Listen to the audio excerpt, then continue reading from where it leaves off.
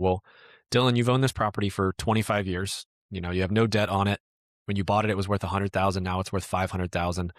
That's a big capital gains tax that you take in year one. If you sell it for 500 grand cash, great, but you're going to take that capital gains hit. Yeah, maybe you roll it into another 1031, but if you are truly a tired landlord and you're just wanting to retire, you don't want to put it into more real estate, seller finance could be a solution for you. Welcome to the Real Estate Pros Show, where we interview real estate investing professionals from coast to coast, as well as the service providers that serve the real estate investing industry. Our goal is simple: share what's working now to help you improve and scale your business to the next level and meet the pros that can help you get there.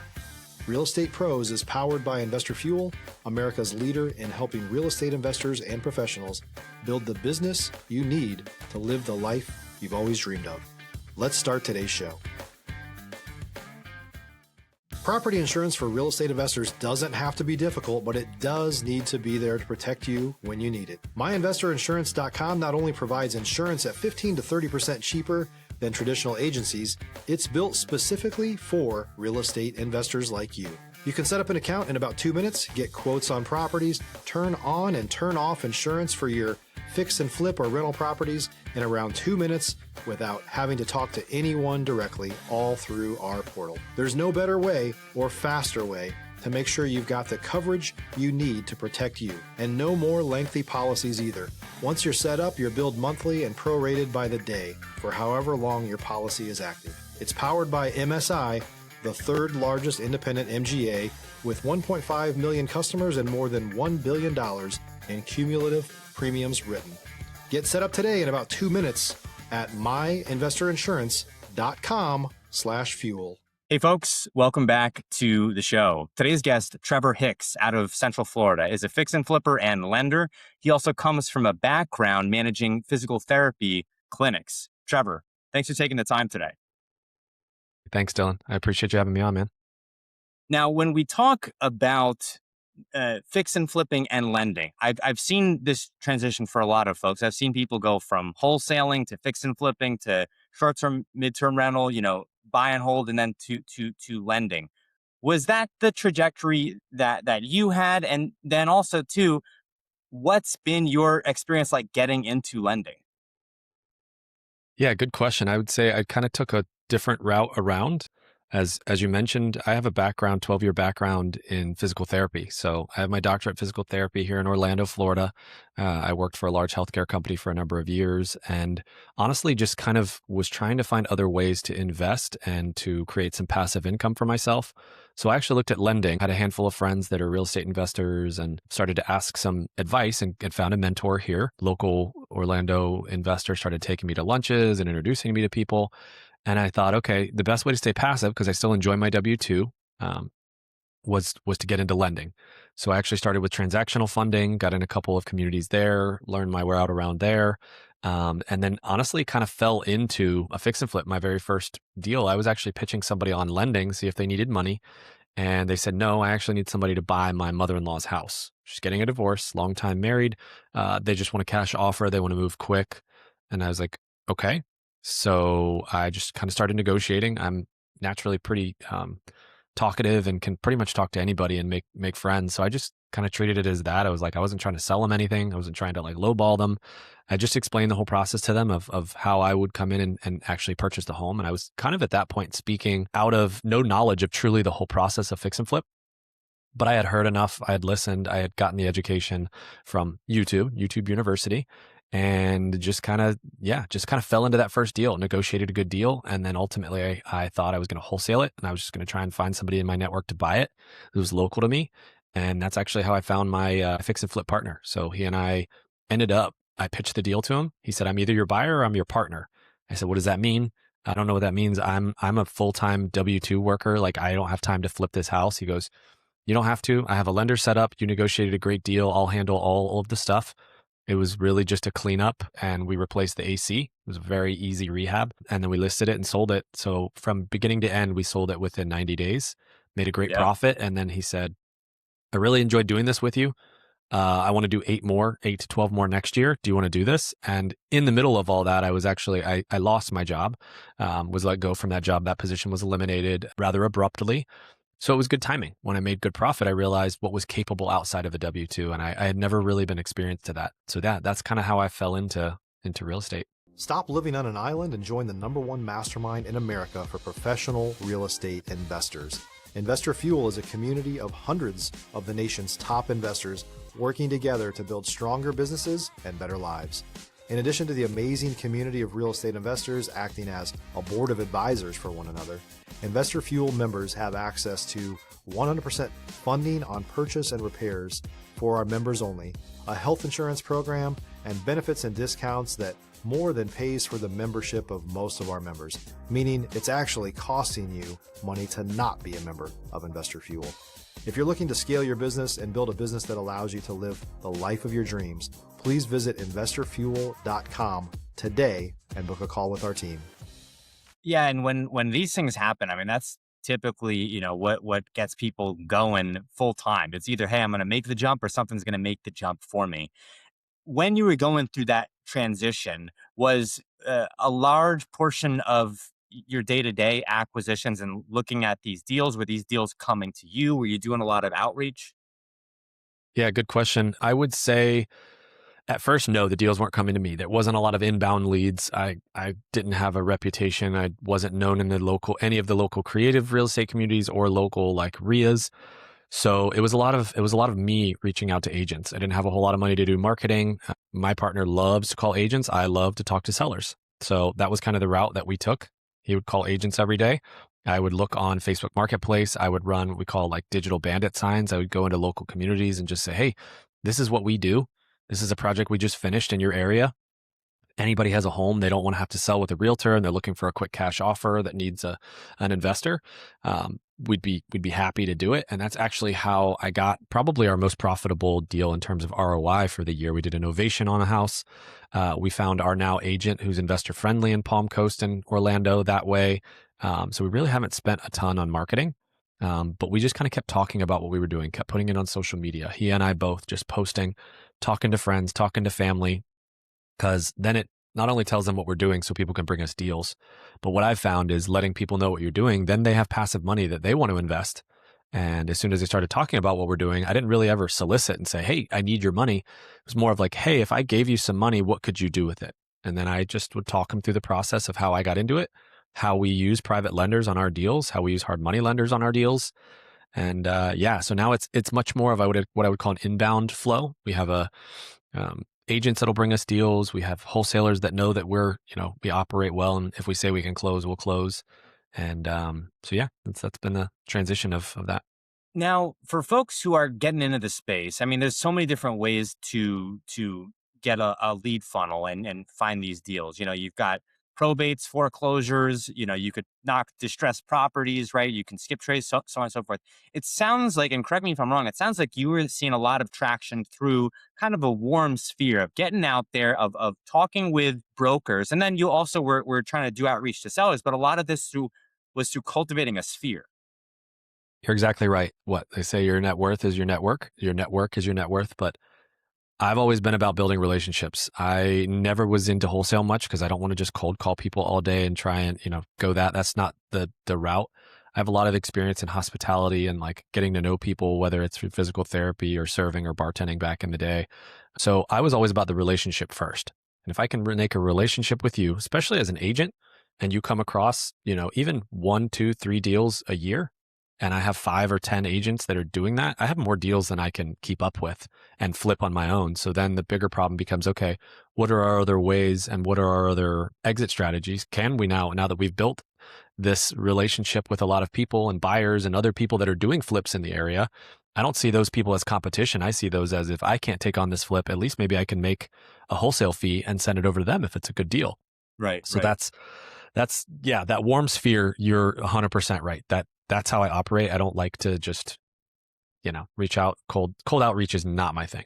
Not a fan. Now, I want to ask you specifically about the type of offers, without giving away all the gold here, Trevor. But there's a lot of people right now specifically, and I think this is due to a number of factors: property sitting on market longer, but also, you know, there's more people getting into this space on all fronts, right? So, and it's probably just going to keep increasing. Are you seeing there being opportunities in Central Florida for investors to make seller finance offers? I get a lot of questions about this from all segments of real estate and all across the country.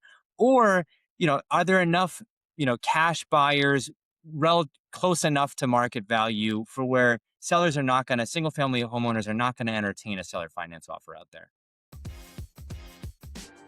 If you're looking for consistent, high-quality leads, look no further than Investor Machine. Investor Machine isn't just another agency, it's the most sophisticated, data-driven lead generation company on the planet for real estate investors, and serves the role of being not just a lead generator for your business, but a marketing partner that is helping you achieve your goals along the way. Go to investormachine.com to learn more and schedule a call with our team today.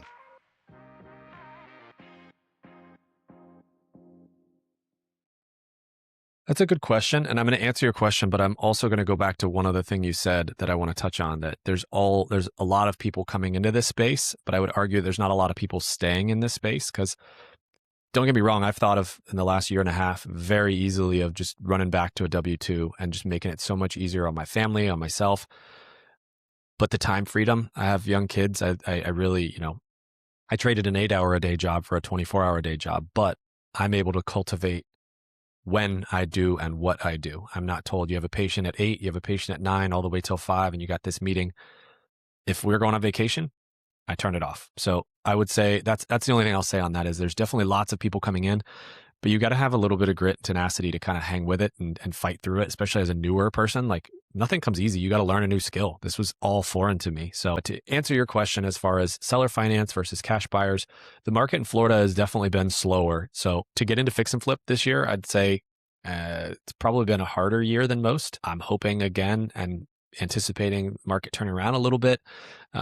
Insurance costs are high, property taxes are high in Florida. So buying a true rental that cash flows is rather tough. You buy it on a DSCR loan. So if you're talking about, cash buyers, yeah, you could buy it cash, you could turn it into a rental, but more seller finance. A lot of the times, if I hear a tired landlord or somebody that's owned it for a long time and they have no debt on the property, they own it outright, that's where I start thinking immediately seller finance. And the way I kind of pitch that is, okay, well, Dylan, you've owned this property for 25 years. You have no debt on it. When you bought it, it was worth 100,000. Now it's worth 500,000. That's a big capital gains tax that you take in year one. If you sell it for 500 grand cash, great, but you're going to take that capital gains hit. Yeah, maybe you roll it into another 1031, but if you are truly a tired landlord and you just want to retire, you don't want to put it into more real estate, seller finance could be a solution for you.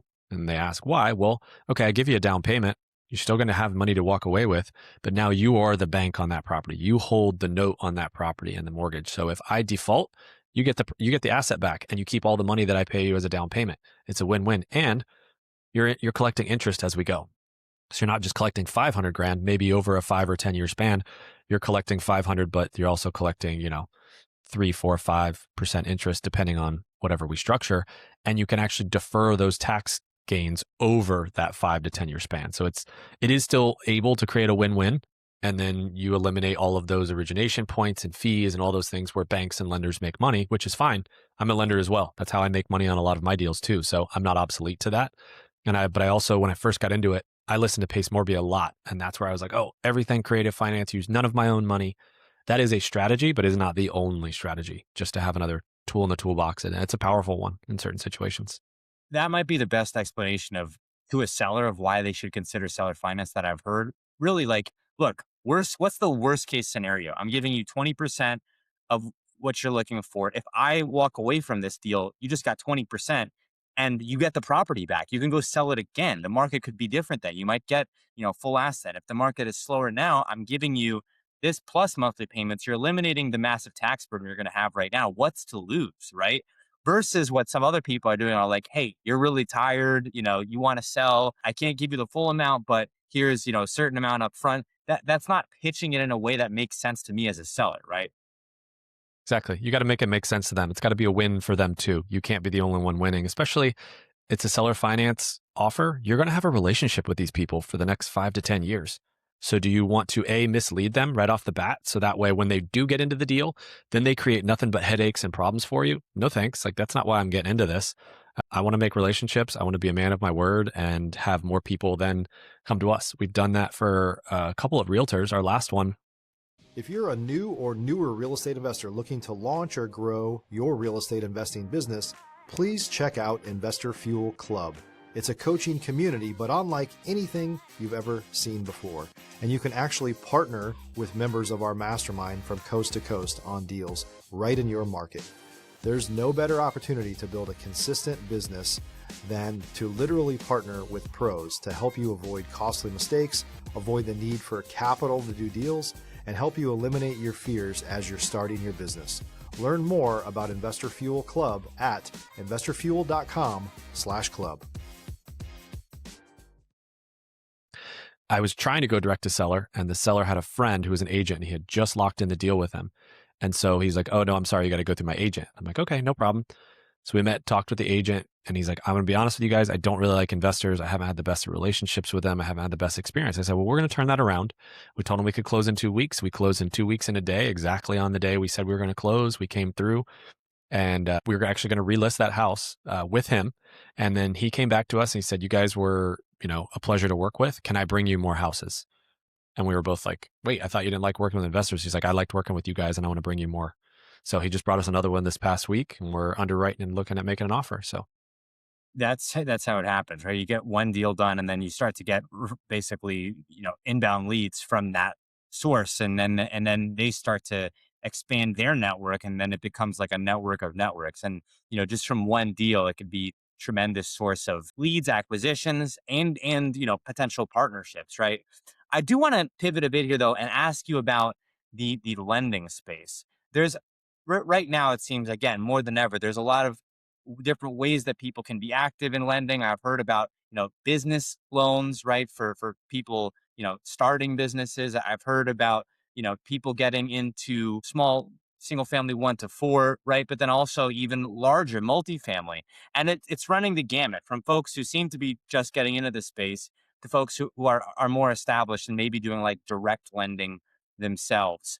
You're a lender in the space. What's your feedback on the current landscape if we were to just take, Florida, for example? I'd say Florida, there's a lot of lenders, and I'm speaking, we use private money and hard money for all of our flips. Our goal is not to use our own capital, even if it means, making less profit. But what I would say is if you buy it at the right price, you always make the money on the buy. You don't make it on the sell, right? If I overpay when I buy the property, there's no way of fixing that. I can't get a refund after I've already paid them. So we always underwrite it with a cushion, and whether, and that offer doesn't work for everybody, and that's okay. But for a lender's perspective, you always have to factor in some cushion. So when I'm looking at a deal, specifically for fix and flip is what I tend to lend on, whether it be in first or second position. Normally for a first position loan, I'm underwriting it based off of the ARV and 70% of that, and then I'll hold the rehab costs back in escrow until the work is done. So I will loan up to 70% of ARV, or like 90% loan to cost on it, which is basically the entire cost of the whole project. So the person who's buying it still has to come with some money out of pocket. They've got to have some skin in the game. They've got to have some liquidity. They need to have had ideally some experience, or they're partnering with somebody that has some experience. Not against a first time, person. If I know them and I can kind of help along the process with that, it's kind of why I got more into the lending space too, is now that I've actually done some fix and flips, I understand the process a little more. I kind of know if somebody's, blowing smoke when they're pitching a deal to me, or if it really makes sense. I know how to underwrite. I'm more of the numbers guy and the lender and the investor relations in my partner's business. He's much more of the design and the boots on the ground, the management of the contractors. But I have some experience in that too. So that's what I'd say about Florida. There's still deals to be had. There's still, it's still a market. It's still Florida, what I can say. And you and I talked about this before we got on. I'm blessed to live here. I've lived here my whole life. I know the market for Central Florida pretty well. So if it's a certain area, I know the area. I know it's going to continue to grow. Yeah. There's definitely deals that I would still invest in. We are coming up on time here, Trevor. Any new projects that you're working on? And then also too, what's the best way for folks to get in contact with you? Yeah. We're always looking for new projects. We're looking for our next deal as we speak to lend on, as well as also to flip and or partner with people. We love to teach. We love to educate. We want to get more people that are getting into the space, acclimated, because everybody wants to do a fix and flip, right? You watch HGTV, everybody wants to do that. Well, we want to make that possible for everybody. You can leverage our experience.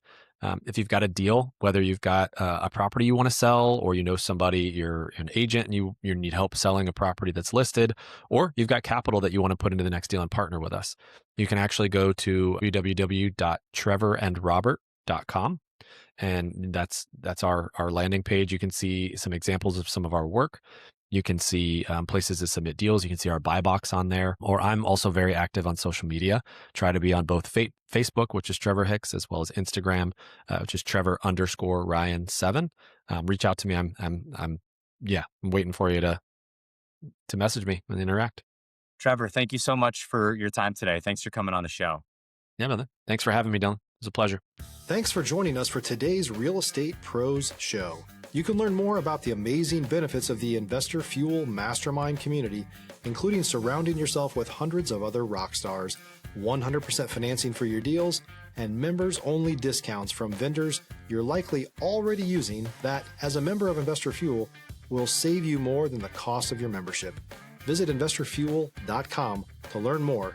If you're interested in joining us as a guest of this show, please visit investorfuel.com/pros to apply.